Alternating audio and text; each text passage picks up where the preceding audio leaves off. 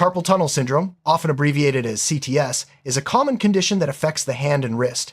It occurs when the median nerve, which runs through the carpal tunnel in your wrist, becomes compressed. This can lead to symptoms like numbness, tingling, and weakness in the hand. But how do doctors actually diagnose this condition? In this video, we'll walk you through the step-by-step process that healthcare professionals use to identify carpal tunnel syndrome, from the initial conversation to specialized tests. Let's start by understanding why a thorough diagnosis is so important. The first step in diagnosing carpal tunnel syndrome is taking a detailed patient history. The doctor will ask about your symptoms, such as when they started, how severe they are, and whether anything makes them better or worse. They'll also inquire about your daily activities, occupation, and any previous injuries or medical conditions that could be related. This conversation helps the doctor understand the context of your symptoms and guides the next steps in the diagnostic process. A thorough history is crucial because it can reveal patterns that are typical of carpal tunnel syndrome. During the history taking, the doctor will focus on the specific symptoms you're experiencing. Common complaints include numbness, tingling, or pain in the thumb, index, middle, and part of the ring finger. The doctor will ask if symptoms worsen at night or during certain activities, such as typing or gripping objects. They may also ask if you've noticed any weakness or clumsiness in your hand. These details help differentiate carpal tunnel syndrome from other conditions that can cause similar symptoms. After gathering your history, the doctor will perform a physical examination of your hand and wrist. This step is essential for identifying signs of nerve compression and ruling out other possible causes of your symptoms. The doctor will look for visible changes, such as muscle wasting, swelling, or changes in skin color. They'll also check for tenderness and assess your grip strength and finger movements. A hands-on examination provides valuable clues and helps confirm the diagnosis. The doctor will start by visually inspecting your hand and wrist. They'll look for signs such as muscle atrophy at the base of the thumb, which can indicate long-standing nerve compression. Swelling, redness, or deformities may also be noted. This careful inspection helps the doctor spot any obvious abnormalities that could be linked to carpal tunnel syndrome or other conditions. Next, the doctor will gently palpate, or feel, your wrist and hand to check for tenderness or swelling. They'll also test the sensation in your fingers, often using a light touch or a small object. This helps determine if there's any loss of feeling or abnormal sensations in the areas supplied by the median nerve. Sensory changes are a key indicator of carpal tunnel syndrome and help the doctor pinpoint the affected nerve. Assessing grip strength is another important part of the physical exam. The doctor may ask you to squeeze their fingers or a special device to measure how strong your grip is. Weakness in the hand, especially in the thumb, can be a sign of median nerve dysfunction. This test helps the doctor evaluate the extent of nerve involvement and functional impairment. One of the classic tests for carpal tunnel syndrome is Phelan's maneuver. The doctor will ask you to press the backs of your hands together with your wrists flexed and hold this position for about 60 seconds. If this causes numbness or tingling in your fingers, it suggests compression of the median nerve. This simple test is highly sensitive for detecting carpal tunnel syndrome. Another common test is Tinel's sign. The doctor will gently tap over the median nerve at your wrist. If this tapping causes a tingling sensation or pins and needles in your fingers, it's considered a positive Tinel's sign. This response indicates irritation or compression of the median nerve, which is characteristic of carpal tunnel syndrome. Durkin's compression test is another maneuver used to diagnose carpal tunnel syndrome. The doctor applies direct pressure over the carpal tunnel area with their thumbs for about 30 seconds. If this causes numbness or tingling in the fingers, it suggests median nerve compression. This test is particularly useful because it mimics the pressure that causes symptoms in everyday life. To further assess nerve function, the doctor may perform a 2-point discrimination test. Using a special tool or even a paperclip, they'll touch 2 points on your fingertip and ask if you can distinguish them as separate. Difficulty in telling the points apart can indicate sensory loss due to median nerve compression. This test helps quantify the degree of nerve impairment. Manual muscle testing is performed to evaluate the strength of specific hand muscles, especially those controlled by the median nerve. The doctor may ask you to move your thumb away from your palm against resistance. Weakness in this movement can be a sign of carpal tunnel syndrome. This test helps determine if the nerve compression is affecting muscle function. The doctor will also check for thenar atrophy, which is wasting of the muscles at the base of the thumb.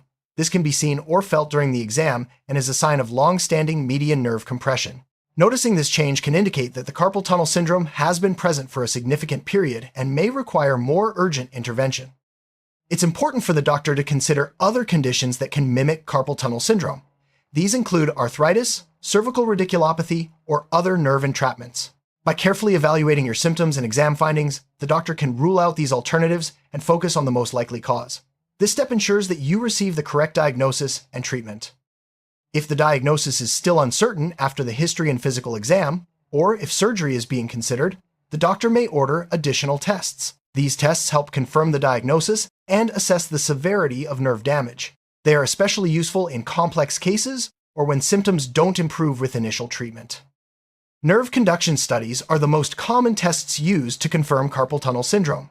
Electrodes are placed on the skin to measure how quickly electrical signals travel along the median nerve. Slowed conduction or delayed responses indicate nerve compression. This test provides objective evidence of carpal tunnel syndrome and helps determine its severity. Electromyography, or EMG, is often performed alongside nerve conduction studies. This test involves inserting a fine needle electrode into specific muscles to measure their electrical activity. EMG can detect abnormal muscle responses caused by nerve damage. It helps distinguish carpal tunnel syndrome from other nerve or muscle disorders. Ultrasound imaging is sometimes used to visualize the structures in the wrist. It can show swelling of the median nerve or changes in the carpal tunnel. This non-invasive test helps confirm the diagnosis and may reveal other causes of symptoms, such as cysts or tendon problems. In rare cases, an MRI scan may be ordered to get detailed images of the wrist. MRI can help identify unusual causes of nerve compression, such as tumors or anatomical variations. However, it's not routinely used for diagnosing carpal tunnel syndrome because other tests are usually sufficient. Sometimes, blood tests are ordered to rule out underlying conditions that can contribute to carpal tunnel syndrome, such as diabetes, thyroid disorders, or rheumatoid arthritis. These tests help ensure that any contributing factors are identified and managed appropriately. To summarize, diagnosing carpal tunnel syndrome involves a step-by-step approach. It starts with a detailed history and physical examination, followed by specific tests like Phelan's maneuver and Tinel's sign. If needed, additional studies such as nerve conduction tests or imaging may be ordered. Each step builds on the previous one to ensure an accurate diagnosis and the best possible care. Early diagnosis of carpal tunnel syndrome is crucial. Prompt identification allows for early treatment, which can prevent permanent nerve damage and restore hand function. If you notice symptoms like numbness, tingling, or weakness in your hand, it's important to seek medical attention as soon as possible. Primary care doctors often play a key role in the initial diagnosis of carpal tunnel syndrome. They can perform the basic evaluation and refer you to a specialist if needed. Early involvement of your primary care provider can streamline the diagnostic process and ensure you get the right treatment quickly. If your symptoms are severe or don't improve with initial treatment, your doctor may refer you to a specialist, such as a neurologist or hand surgeon. Specialists have advanced training and can perform more detailed assessments or recommend surgical options if necessary. Patients can also perform simple self-assessment techniques at home, such as noticing when symptoms occur or trying the Phelan's maneuver. However, self-assessment is not a substitute for professional evaluation. If you suspect carpal tunnel syndrome, it's important to consult a healthcare provider for an accurate diagnosis. Doctors also consider risk factors when diagnosing carpal tunnel syndrome. These include repetitive hand movements, certain medical conditions like diabetes, pregnancy, and even genetic predisposition. Recognizing these factors helps doctors identify individuals at higher risk and tailor their diagnostic approach accordingly. For some patients, workplace factors play a significant role in the development of carpal tunnel syndrome. Doctors may ask about your job, work environment, and specific tasks that involve repetitive hand use. Addressing workplace ergonomics can be an important part of both diagnosis and prevention. Doctors may recommend keeping a symptom diary to track when and how often symptoms occur. This record can help identify patterns and triggers, making it easier to diagnose carpal tunnel syndrome and monitor the effectiveness of treatments. Sometimes, a physical therapist may be involved in the diagnostic process. They can assess hand function, recommend exercises, and suggest modifications to daily activities. Their evaluation provides additional insight into the severity and impact of carpal tunnel syndrome. Occupational therapists can also contribute to the diagnostic process. They focus on how symptoms affect your ability to perform daily tasks and may suggest adaptive strategies or tools. Their input is valuable for both diagnosis and long-term management.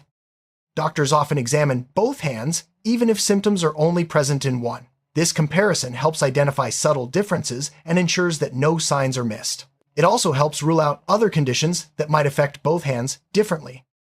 To ensure an accurate diagnosis, doctors may perform tests to rule out other nerve entrapments, such as cubital tunnel syndrome or thoracic outlet syndrome. These conditions can cause similar symptoms, but require different treatments. Careful testing ensures the right diagnosis is made.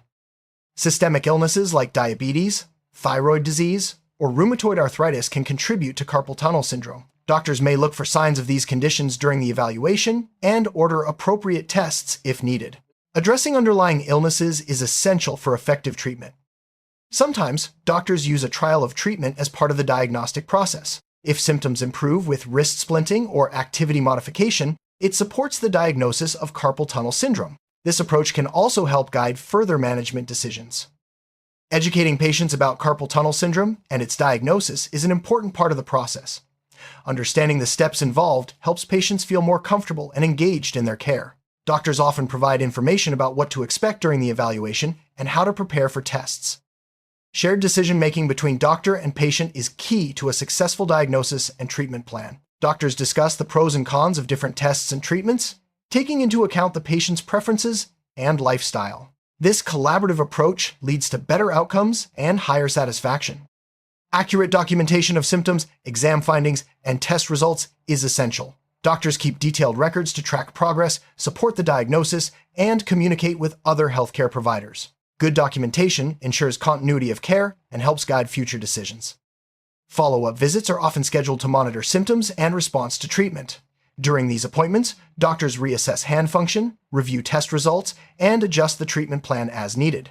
Ongoing evaluation ensures that the diagnosis remains accurate and that care is optimized. If symptoms persist or worsen despite treatment, doctors may reevaluate the diagnosis. This could involve repeating tests or considering alternative explanations for the symptoms. Reevaluation ensures that no important details are missed and that the patient receives the most appropriate care. Surgery is considered when symptoms are severe, persistent, or when there is evidence of significant nerve damage. Before recommending surgery, doctors ensure that the diagnosis is certain, often using nerve conduction studies and EMG. Surgery aims to relieve pressure on the median nerve and restore hand function. After surgery, doctors continue to monitor recovery and hand function. Follow-up assessments ensure that symptoms improve and that there are no complications. Ongoing care is important for a successful outcome and to address any new or persistent issues.